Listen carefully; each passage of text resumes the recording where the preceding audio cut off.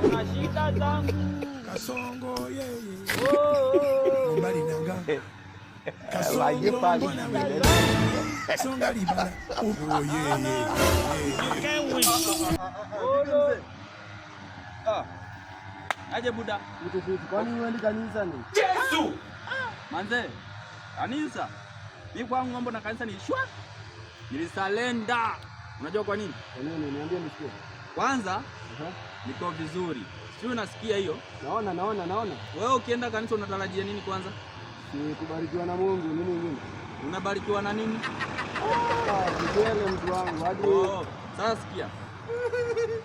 Acha kwanza. Na mambo haya nataka usikie vizuri. Niambie nisikie. Kuna vitu zinanifanya nisiende kanisa mimi. Cha kwanza, Yesu alikufa. Alafu alitukufia sisi. Si unaelewa hiyo? Ndio najua hiyo. Alafu mbona wanasema eti tukikufa bado tuko na dhambi? Sasa yeye alikufia nini Yesu?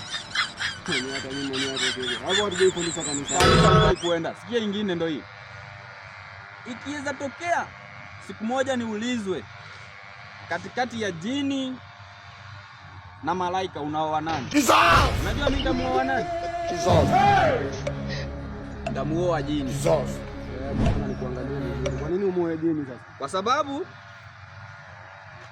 malaika, unajua malaika? Namjua huyo. Malaika wako na udaku.